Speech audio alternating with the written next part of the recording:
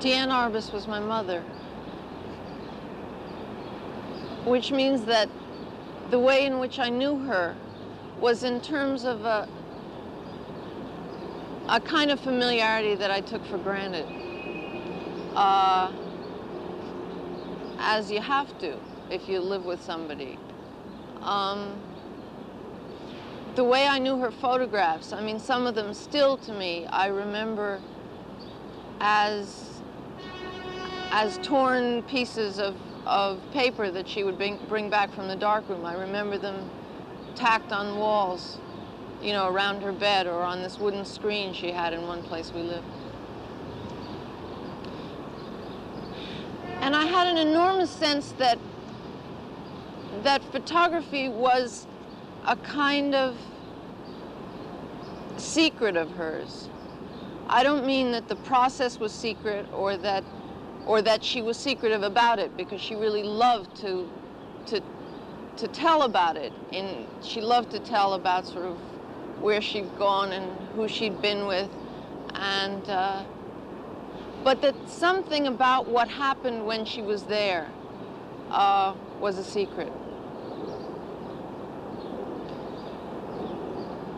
I think it may have something to do with the way in which she grew up. She grew up in New York, mostly on Central Park West. And her father owned Russig's, which was this huge Fifth Avenue department store. And there was a sense about her whole childhood. And again, I mean, as I heard it from her, it sort of filtered in so that now I don't know, I really feel like I knew it. I mean, I used to feel as a kid like I'd been there. There was an enormous sense of what was prohibited. And I think that photographing for her had enormously to do with being able to discover that prohibitions didn't apply. In July 1971, my mother committed suicide. And shortly after that, Marvin Israel, a very close friend of hers, and I felt that we wanted to do a book of her work together. So we began collecting not just the pictures, but sort of whatever material we could find. In 1970, she had given a class in Westbeth, which was where she lived. And we found out that one of the students in that class was a Japanese photographer named Iko Narahara, who admired Diane's work enormously. The problem was that he barely spoke any English at all. So what he had done was to go to the classes and bring along a tape recorder to record everything that was said, so that afterwards he could go home and see if he could try and understand it. So he lent us those tapes. The tapes were of very poor quality, so we asked Mary Claire Costello, who was a friend of Diane's, to read Diane's own words over glimpses of Diane's photographs. My favorite thing is to go where I've never been. For me, there's something just about going into somebody else's house. When it comes time to go, if I have to take a bus to somewhere or if I have to take a cab uptown, it's like I've got a blind date, in a sense. It's always seemed something like that to me. And sometimes I have a sinking feeling of, oh, God, it's time, and I really don't want to go. And then once I'm on my way, something terrific takes over about the sort of queasiness of it and how there's absolutely no method for control.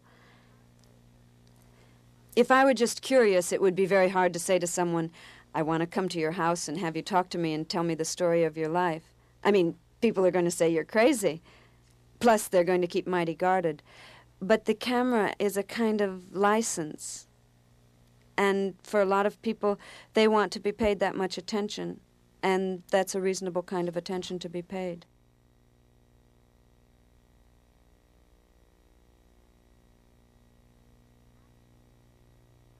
Actually, they tend to like me. I'm extremely likable with them. I think I'm kind of two-faced. I'm very ingratiating. It really kind of annoys me. I'm just sort of a little too nice. Everything is, oh. And I hear myself saying, how terrific. And here's this woman making a face. I really mean it's terrific. I don't mean I wish I looked like that. I don't mean I wish my children looked like that. I don't mean in my private life I want to kiss you, but I mean that's amazingly, undeniably something. There are always two things that happen. One is recognition, and the other is that it's totally peculiar. But there's some sense in which I always identify with them. Everybody has that thing where they need to look one way, but they come out looking another way. And that's what people observe. You see somebody on the street, and essentially what you notice about them is the flaw. It's just extraordinary that we should have been given these peculiarities, and not content with what we were given, we create a whole other set. Our whole guise is like giving a sign to the world to think of us in a certain way. But there's a point between what you want people to know about you and what you can't help people knowing about you. And that has to do with what I've always called the gap between intention and effect. I mean, if you scrutinize reality closely enough, if in some way you really, really get to it, it becomes fantastic. You know, it really is totally fantastic that we look like this, and you sometimes see that very clearly in a photograph.